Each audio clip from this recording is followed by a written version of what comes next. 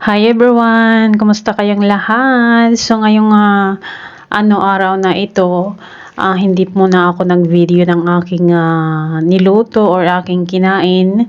Ngunit nagpapasalamat ako sa itaas kasi masarap po yung aking kinain. Hindi ko na lang na video kasi full of memory na ako. And then, ang dami ko pong na-delete sa aking mga na i-upload na videos na ngayon ay ito aking ginawa sa pamamagitan ng aking pag voice over kasi hindi ko po talaga mahanap kung saan po yung aking mali para sa mata ni Mita, kaya nag-delete ako ng mga bagay na nasa isip ko na lang na aking video, and then re-upload ko ulit kasi yun naman po ang turo niya. At magpalit lang daw ng hindi tatanggapin ng mga creators, ganun. So ganito nag voiceover ako, and mahalaga sa akin po kasi itong mga memories or remembrance ko dito sa ibang bansa kasi alam nyo guys, tayo tumatanda guys, at saka iba ang itsura natin nung after 1 year or after a month or a week, ganyan, kesa ngayon. So sa akin po guys, wala naman sa akin kung konti ang viewers or walang nanonood. Ang importante po kasi itong mga memories ko kasi hindi po natin maibalik yung saya ng kahapon or yung itsura natin ng ilang buwan na or 1 year na ganyan. Pero ang mga ito naman po is buwan lang po, and mahalaga po sa akin yan kasi ako po yan, and then memories ko yan, and yun naman po ang sabi ng mga creators natin sa Meta business na pwedeng i-repost or upload ulit basta palitan yung dapat palitan. So ang mga yan po kasi ay memories ko. Syempre pag masyado na akong matanda and nasa Pilipinas na ako, kahit papaano nakikita ko rin yung sarili ko nung nasa ibang bansa ako at kung ano yung mga ginagawa ko na hindi ko naman talaga magawa guys kung hindi ako naggawa ng page at para mag-vlogs guys. And natutuwa na lang ako sa sarili ko kasi at least happy ako at saka hindi ko pinipilit yung ganyang mga ginagawa ko kundi kusa. So ayan guys, ang mahalaga ang memories natin at saka yung mga kung nasaan tayo noong taon na yan, kung ano yung mga itsura natin, kung anong ginagawa natin, ganyan. So ayan, sinave ko and i-repost ko kasi ako naman yan. Kagaya ng sinabi ko guys, mahalaga sa akin kasi yung nakaraan or memories na ganyan. Nakaraan po na mabuti.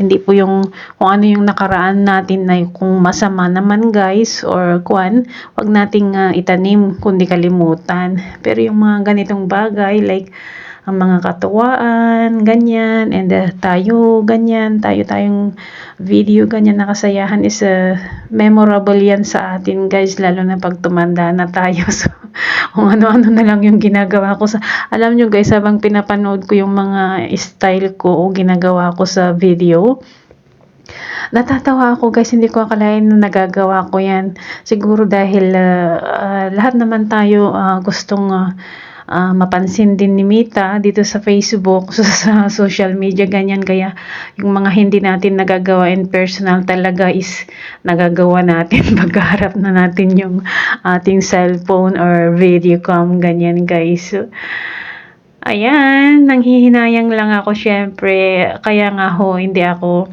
masyadong sumasama ng mga kaibigan ko or hindi ako nagpupunta sa mga crowded people kasi talagang pinagsisikapan ko yung mga ganyan lang na pwede kong maaring gawin kasi nasa ibang bansa po ako, and hindi naman po ako kagaya ng iba na mukbang ng masasarap, punta sa mga masasarap na restaurant or mararaming pagkain, or if gusto man makipag-collabs, wala naman ho akong alam na ka-collabs dito. And then nasa ibang bansa ho ako, hindi naman pwedeng nagpra-prank guys. Baka dyan pa tayo mapauwi ng wala sa oras. Syempre, napakahalaga po ng ating trabaho dito sa ibang bansa na dapat nating inuuna kaysa ang pagbablogs, dahil hindi naman po tayo kagaya ng iba na popular na ganyan. So kung ano yung kaya nating gawin na nagpapasaya sa atin, ganyan, iyan na lang muna guys, kahabang wala tayo sa ating lugar. Kasi ganyan, yan, ginawa ko na rin yan na happiness itong pagbablogs ko. Wala akong, hindi ko po ginagawa yan para magkaroon ng views, kundi ginagawa ko na lang ng katuwaan ko. Kasi pag nagdi-day off ako, iniisip ko, ano naman ang gagawin ko kung hindi ako mag-selfie, kung hindi ako mag-video, or kung hindi ako kunwari nagba-vlogs, ganyan. So, super bored guys, dito sa ibang bansa, maboboard ka kung hindi mo gagawin yung mag-vlogs, mag-video na ganyan. Naku, puro sa shopping ka pupuntahin din. Wala kang maipon, wala kang mapundar, and then walang-wala. Kaya yung ganyan na libangan ko is para na rin nakaiwas ako sa gasto, nakaiwas ako sa pagpunta sa mga mamahaling restaurant. Kasi dati ho guys, mula nung na-release ako dito and wala pa sa college yung mga anak ko, talagang hindi po ako marunong magtipid. Marunong akong mag-ipon, pero hindi ko nasasabayan sa pagtitipid guys. Yung parang gusto ko bilhin ko, ganyan. Basta nagawa ko na yung ganung part sa bahay, ganyan, hindi ko na po iniisip na dagdagan ko pa or ganito pagandahin na ganyan. Basta tapos na yun, gako, ala, bilhin na naman ako. So buti na lang at nag-college na yung mga anak ko habang ako ito matanda, at dyan ako natutong magtipid na talaga guys. So ayan, yung mga ginagawa ko sa video, para na rin akong nakatipid. Kasi imbes na pupunta ako sa mga shopping mall, sa mga big restaurant, or mga crowded people na yung nakikipag-share, ganyan. Ganyan ang ginawa ko na lang para kahit papaano makasave din ako guys, na kahit nagpaparal ako ng kolehiyo, nagpaparal kaming mag-asawa ng kolehiyo, and then sa private po sila. So ayan, happy naman ako sa aking ginagawa na pagbibideo, kasi kumbaga gusto ko rin mag-vlogs guys, not because gusto kong kagaya ng iba na yung maging popular, ganyan. Hindi ho guys. Kung halimbawa man magkaroon ng ads or magkakasahod, kung maliit o malaki, pagpasalamat ko na yan, pero hindi ko po hinahangad. Alam ng Diyos yan, at alam ko sa sarili ko na yung sikat, matanda na ho ako, and parang katuwaan ko na lang yan. Lalo na kahit din pag nasa Pilipinas ako, syempre sa Pilipinas burden tayo guys, kailangan gumawa rin tayo ng mga bagay-bagay na hindi tayo ma-stress, na kumbaga masaya tayo araw-araw, dahil ganyan nga ang buhay. Kailangan na maging masaya tayo, dahil ang mundong ito ay may katapusan, hiram lang natin sa itaas. So ayan, hay nako, ang haba naman itong video ko. Kailan na matapos? Parang naubusan na ako ng sasabihin guys. So ayan, iniwasan ko na lang na yung nag-video ng mga linuluto ko, ng kakainin ko, kasi ang dami ko pa pong hindi na-upload, at na-full na po yung memory ko na 34 MB yata or 38 MB yun guys.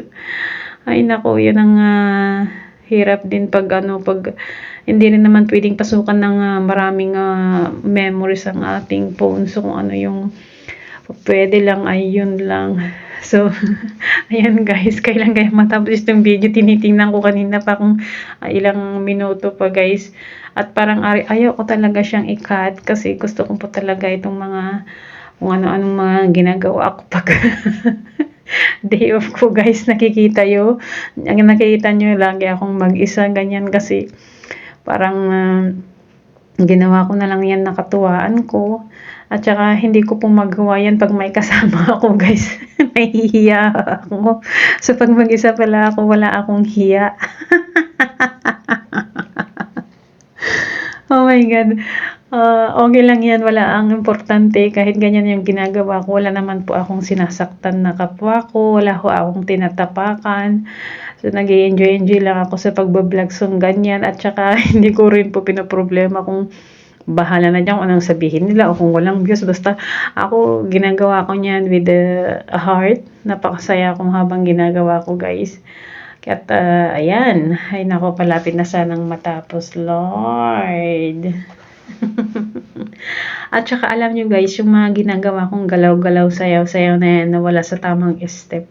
Kumbaga, nagmo-move lang ako. Yung parang inaano ko lang itong sarili ko, syempre ang katawan ko kasi alam niyo guys, pag 40 plus na tayo, ganyan, kailangan talaga natin yung mga moving para itong mga bones natin ay lalong tumibay guys, and nakakatulong din yan sa ating health.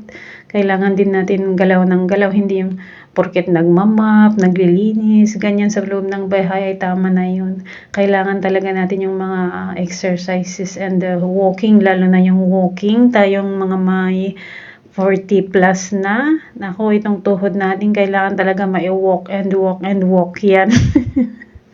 Ang hilig ko po maglakad-lakad guys tuwing nagde-day off ako na nagpupunta ako ng park. Parang bago ako sasakay, nakalakad na ako ng half, ganyan. Na yan ang ginagawa ko kasi gusto ko talaga yung may lakad ako kasi binabasa ko at pinapakinggan ko yung mga advice ng mga mababait na doctors dito sa social media na free lang naman yung pagtuturo nila, yung mga sinasabi nila, yung mga ina-advise nila at para yan sa ating health, kaya walang masama. And ayan guys, wala na akong alam sabihin, bahala na akong mag-mute na itong mga susunod pang video. Basta yun lang masasabi ko guys, lagi tayong positibo sa buhay, laging happy, and then huwag tayong nakakalimot sa itaas kahit gaano kadami ng trabaho, kahit gaano kadami ng problema sa buhay ay huwag natin kalimutan ang itaas guys, kasi siya po yung dahilan kung bakit tayo ay healthy araw-araw and nakakapag-work tayo para sa ating pamilya. So ayan guys, thank you for always watching, thank you sa mga sumusuporta kahit kakaunti lang. God bless you all and be happy. Ay, ang tagal. Ano kayang kantahin ko para may backgrounds? Thank you, Lord, for the blessings on me.